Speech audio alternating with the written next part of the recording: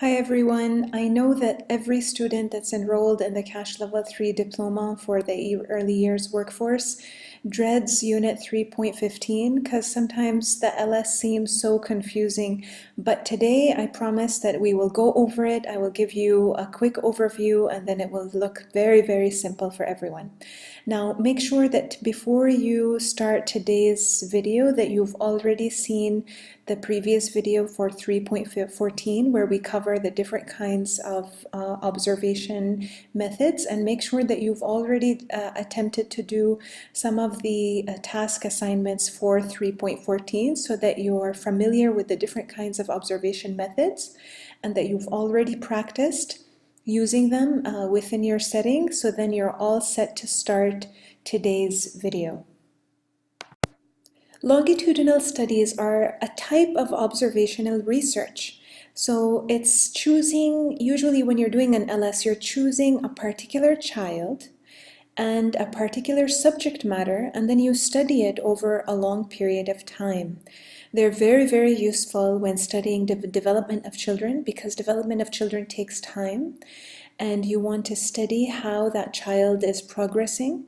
Also, you can use different observation methods. So we talked about in the last video, you can use narratives, checklist, target child, and they're very useful not only for practitioners such as yourself, even for policymakers. They're useful for researchers, for there's lots of different ways how to, because LS gives you ideas on how to improve your practice. It helps you to understand the effect and the outcome of what you're doing and how it's affecting children, so that you can readjust and plan accordingly to help them reach their fullest potential.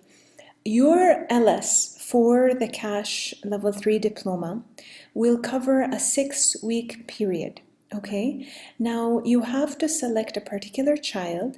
You have a clear idea of what you want to find out from doing your LS. So usually, it is to help you to understand the development needs of the child, to help you plan better for their future development.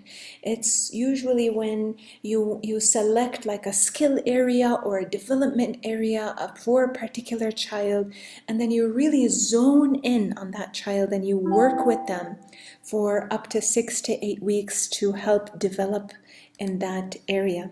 And there's lots of benefits for doing an LS. When you record the developmental changes of the child over a period of time, it helps you to plan better, right? We talked about in the last video, I was giving you an example of usually teachers will think about, at the end of the week, say that, oh, what activities should I do for my children next week, right? And then you maybe bring a pencil and paper, you have this outline, and then you're like, oh, Sunday I'll do this, Monday I'll do that. And that's wonderful. But when you plan your activities based on the needs of children, you are that much more powerful in your planning. Your activities are focused, they're strategic to advance children's development. And that's what the LS will teach you what to do. Now, there are challenges because LS, it is time consuming. However, it has a wonderful, wonderful purpose. In order to do an LS, you need to know what you are investigating, and you need to have a reason why it's important for you to investigate that. And because LS is going to be carried over a period of time, one of the challenges that you have is that you don't change your original aim, right? You focus on that aim. So if you want to focus on developing children's balance skills, or you want to develop their finger control through fine motor skills, you want to keep that same focus for the entire period of the LS. So it's very important that you know, before you start the LS, the longitudinal study, you need to know the current attainment level of your child. And we've said this time and time again, please go back to the development matters. You must know it by heart. You must know the different developmental, the different learning domains You have to know all of the different levels of the development, developmental stages and sequence of development for children, because that will help you to understand where the child is now and then select specific aims. So not just developing, physical development of children, emotional development. No, go more in depth, select more specifically what is it, is it their ability to regulate their emotions? Is it their ability to, balance or hop on one leg?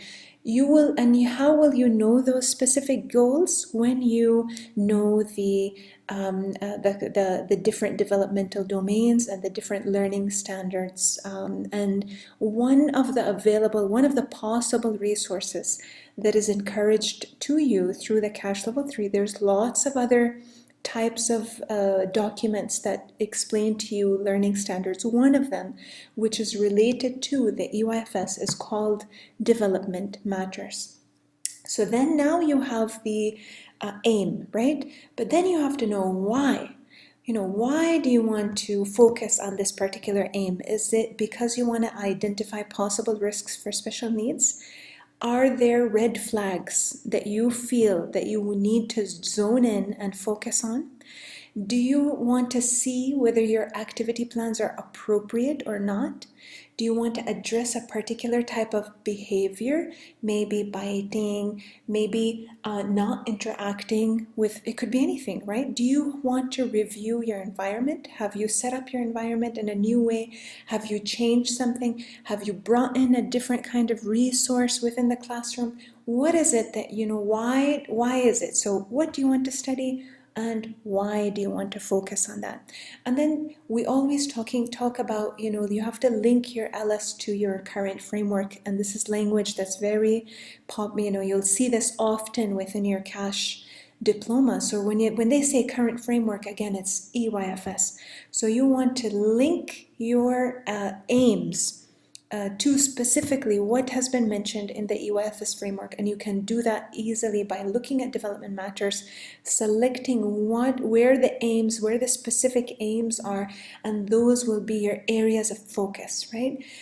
Stephen Covey, The 7 Habits of Highly Effective People, one of his 7 habits, right, is start with the end in mind.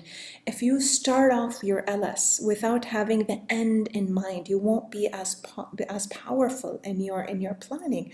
So you have to start out your LS, and you have to even LS is just for your training. LS is the way to teach you how powerful you can be when you start with that end in mind. So hopefully we are inspiring you that whenever you use planning, whenever you're planning an activity for a child that is based on the specific aims that you have, and there's a specific reason why you have chosen that activity. So I hope that LS teaches you these strategies that you can then use consistently throughout your practice within your setting. Also, LS needs to be linked to different theoretical frameworks. So we've covered many within the CASH course. You've covered different theorists, you've covered different curriculum approaches, right? So you need to go back to those as well, and you need to think about whether within your planning, who is inspiring you? Who of those theorists has inspired you, and how will your plan be linked or kind of related to those theorists that you've already studied? Also, so when you're planning for your observation, of course, we talked about why you need to know about the developmental stage. You need to be able to understand what is it the child needs, what are they interested in. So if you, for example, you know that a child is fascinated with transportation vehicles or cars, then you may want to use those kind of transportation vehicles within your activity to keep the child more engaged, right? So you need to understand the child's interest as well. If the child is more, doesn't like getting their hands dirty, as is very common with much younger children, right? They're surprised when they have paint on their little fingers, well, then you need to understand that and then be ready for that, and your plans need to reflect what the children's specific interests are.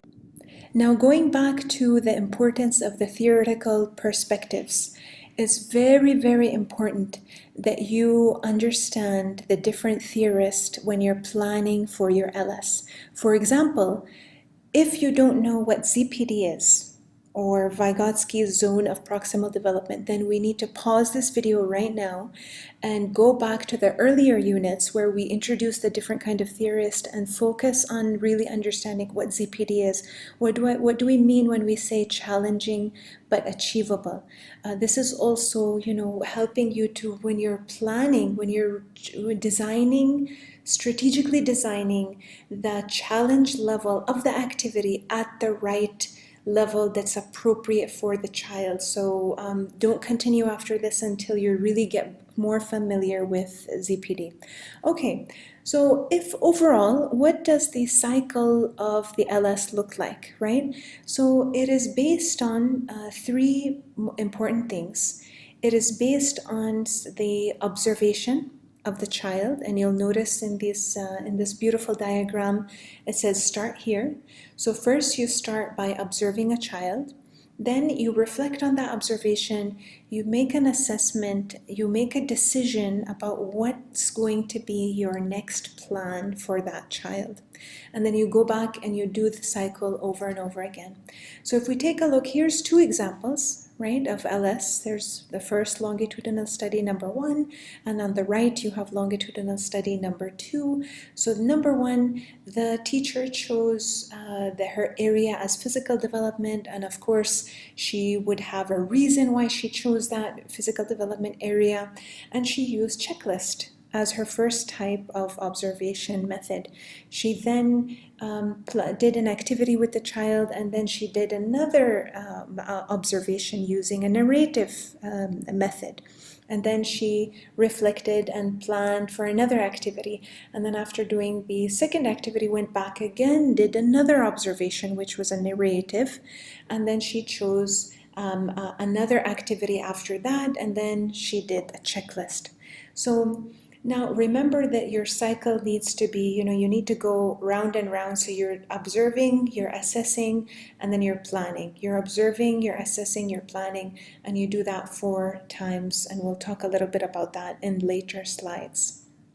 So also remember that you are using the Arabian Child templates that we give you. So we have a pre-designed LS template that helps you to know exactly what steps you need to do first, what you need to do second, and then make sure that once you're done with the whole LS using our templates, that you get the dates correct, so that we can make sure that you've done it over a 6 to 8 weeks period of time, and then you get them signed by your supervisor. So let's do a quick review. Now, how do you get started? First, select an age range. So what age range are you going to focus on? Is it going to be birth to 1.11? Is it 2 to 2.11? Or is it 3 to 5 years? So you want to make sure to choose the right age group. And then you want to also, of course, you remember that children are developing at different rates, right, and different sequences. So even within the one age group, you will have different variations, different levels. So you need to, and remember to select a focus area of development. Is it cognitive? Is it physical? Is it speech, language, and communication? Is it personal, social, emotional? But also, you have to remember that learning is holistic. You don't develop one area without also affecting other areas, right? Children don't develop in isolation. Things are very complexly related and connected with each other. However, when we're asking you to select a focus area, it's your main area of development. What is your main area? Of course, you'll have other you might want to put down some other sub areas as well. So remember that it is a 4 cycles 4 cycles of observation, assessment, planning, and goes around 4 times. It has to be over a 6-week period, a minimum of 2 observation methods, and remember to have everything signed, dated, and recorded so that you get the highest marks possible, right? So what do you do to start? Number 1, choose a child. What is it that you want to find out about? What is the specific need that you want to work on? Why did you choose this child? So write that down. Number 2, look at the learning objectives. Go back to the development matters, look at the different areas of development, select the specific areas. Maybe you want to select some main areas, then some sub areas. And third, start observing. Go back and choose, okay, what observation methods are you going to use? Is it event sample? Is it time sample? Is it sociogram? Which method will you use, which is best for the area of development and which is best for that child? Number 4, reflect. After you've observed, think about, reflect. Did you confirm what you initially thought? Are there new things that you want to find out about, right? So then based on your reflection, that you now have to do number 5, which is plan an activity. Remember to use our template, select what kind of activity you're going to do, and you've done this time and time again for many other units, and this will be similar to that. So you'll plan an activity, but the difference is that it's specifically only for this child. Number 6, you reflect on the activity, also something that you've done in previous units. So now reflect on the activity and plan your next observation using a different methods. And now you remember to go through that 4 times through the cycle, and it has to be over a 6-week period. Please remember that things takes time. Don't force a child to do those certain activities, even if you're kind of crunching to finish your LS soon, please make sure to plan your studies accordingly. And we will give you the appropriate time to finish your LS. Remember to use our templates. So we make it very easy for you. See in the picture in front of you, it says observation 1, and then in the other following pages it will be activity plan 1, and then observation 2, activity plan 2, and so forth. Anything in blue is an example that shows you how to fill in that area. So we've shown you, in these particular examples, how to use a checklist method of observation, and we've carried that on and showed you how to plan activities. So what you do is when you open up the Word document that we have given you, you simply delete the blue and yellow areas, and you can use it to fill in and write your LS right away. Notice the footer of the template. In gray, you'll notice the exact assessment criteria that you have to go to Laser Learning and mark tick, tick, tick, tick, tick, and upload, and hopefully you get a 4 out of 4 for your LS. Good luck, everyone.